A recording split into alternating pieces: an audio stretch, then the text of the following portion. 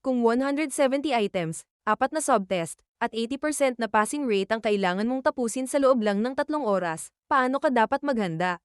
Sa video na ito, ipapakita ko sa iyo ang buong coverage ng CSE Professional sa loob lang ng 10 minuto, para may malinaw kang roadmap bago ka pa man magsimulang mag-review. Hi! Kung ito ang unang video mo dito sa channel, tama ka sa napuntahan. Ako si ExamSense, at dito tayo mag-uumpisa ng buong review journey mo para sa CSE Professional 2026. Ang video na ito ang magiging foundation ng lahat ng susunod na playlist dito sa channel, kaya kahit gusto mo ng diretso sa verbal ability o sa numerical ability, I recommend kung tapusin muna ito, dahil dito mo makikita ang buong larawan, 4 na subtest, 170 items, at 3 oras at 10 minuto na test proper. Handa ka na ba? Simulan na natin. Bago tayo pumasok sa bawat subtest, gusto kong ipaliwanag kung bakit importante ang video na ito. Una, mababa ang passing rate. Base sa mga kamakailang datos, humigit kumulang 10 hanggang 15% lang ng mga examinee ang nakakapasa sa professional level kada exam cycle. Hindi ito dahil mahirap ang mga tanong, kadalasan, dahil sa kakulangan ng estratehiya at hindi pantay na paghahanda sa 4 na subtest. Pangalawa, 4 na magkakaibang subtest, isang exam lang. Hindi ito tulad ng ibang exam kung saan magkahiwalay ang araw ng bawat bahagi. Dito, sabay-sabay mong sasagutin ang verbal, numerical, analytical, at general information sa loob ng iisang 3 hours 10-minute na session. Kaya kailangan mong alamin ang tamang paghahati ng oras at enerhiya mo bago pa man dumating ang exam day. Pangatlo, ito ang roadmap ng buong channel. Bawat playlist na gagawin natin dito ay direktang tumutugon sa isa sa 4 na subtest na ito. Kaya kapag naintindihan mo ang video na ito, alam mo na kung saang playlist ka dapat pumunta base sa kailangan mong palakasin. Ito ang buong exam, nakabalot sa 4 na numero. 170, ito ang kabuuang bilang ng items sa buong exam, na hinati sa 4 na subtest, verbal ability, numerical ability, analytical ability, at general information. 4 na subtest ang sasagutin mo, lahat sa isang sitang. Walang hiwalay na araw o hiwalay na session para sa bawat isa. 3 hours and 10 minutes, ito ang haba ng test proper, mula 8 ng umaga hanggang 11:10 ng umaga. At ang pinakamahalaga, 80%. Ito ang kailangan mong makuha bilang general rating para pumasa.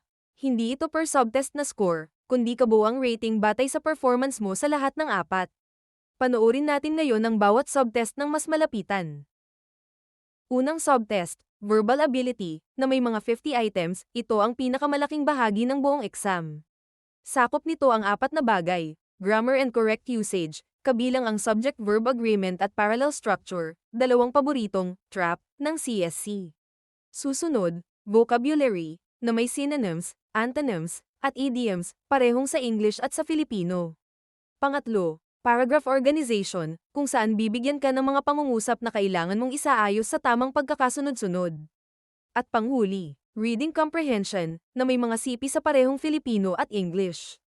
Ang isang bagay na madalas kinakalimutan ng mga examinee, dahil binibigay ito sa dalawang wika, huwag mong ipagpalagay na dahil marunong kang mag-Filipino, madali na agad ang bahaging iyon. Mas mataas ang antas ng akademikong Filipino na ginagamit dito kumpara sa pang-araw-araw na usapan, kaya kailangan mo pa ring mag-focus sa parehong wika. Pangalawang subtest, numerical ability. 3 bagay ang sakop nito, basic operations, mabilis na computation ng walang calculator. Word problems, kung saan kailangan mong isalin ng isang senaryo papuntang tamang equation. At number sequences, pag-spot ng pattern at pag-predict ng susunod na termino sa isang serye ng numero. Ang pinakamahalagang bagay na dapat mong tandaan dito, walang calculator na ipapahintulot. Kaya ang skill na kailangan mo ay hindi complex na kalkulasyon, kundi bilis sa mental math at estimation.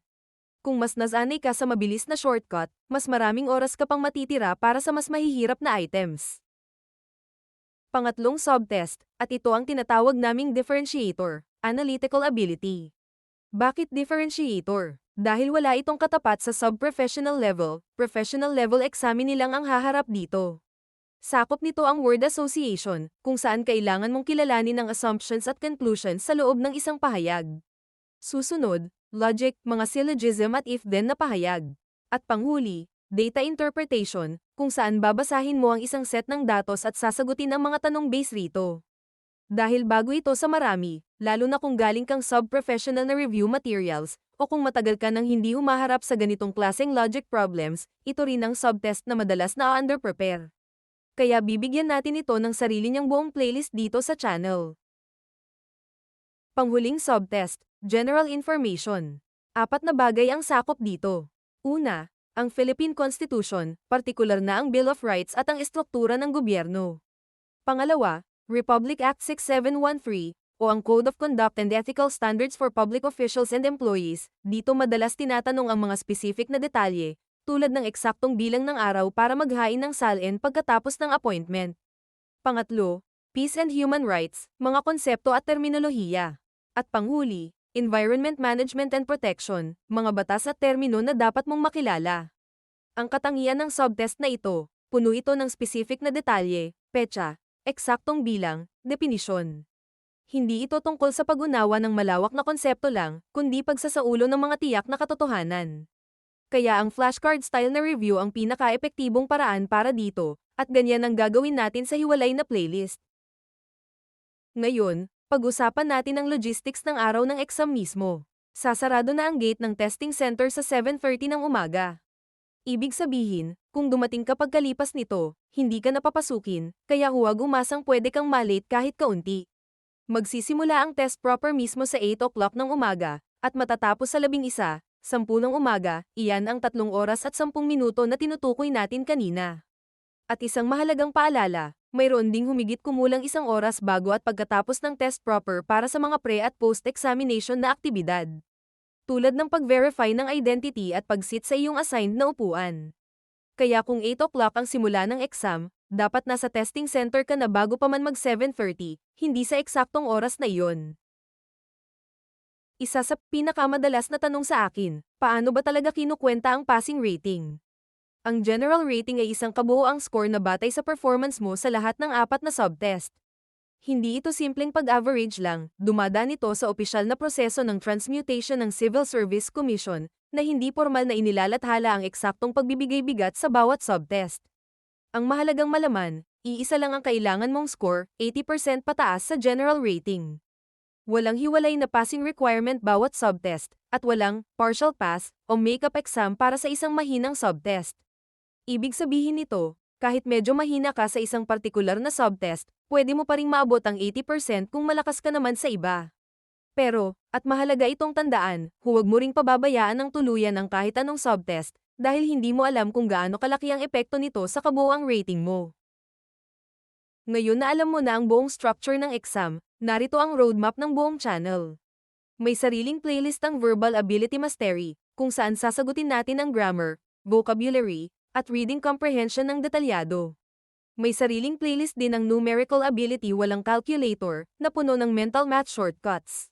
Susunod, ang Analytical Ability, ang differentiator, kung saan bibigyan natin ng espesyal na atensyon ang logic at data interpretation. Meron ding General Information Playlist para sa Constitution, Republic Act 6, 713, at iba pa. At sa pinakahuli, kapag natapos mo na ang 4 na playlist na ito, mayroon tayong full-length mock exams, kung saan pagsasamahin natin ang lahat sa ilalim ng totoong kondisyon ng exam, 170 items, tamang oras, kumpleto ang answer key at rational. I recommend kong sundan ng pagkakasunod-sunod na ito, lalo na kung una mo palang gagawin ang buong review mo. At iyan ang buong coverage ng CSE Professional sa loob lang ng 10 minuto. Kung gusto mong sundan ang buong review journey, ay subscribe muna ang channel, i-on ang notification bell, at sundan natin ang pagkakasunod-sunod ng playlist, verbal, tapos numerical, tapos analytical, tapos general information, at panghuli, ang full mock exams. Sa susunod na video, tatalakayin na natin ng detalyado ang unang episode ng Verbal Ability Series. Maligayang pag-aaral, at kita-kita tayo doon.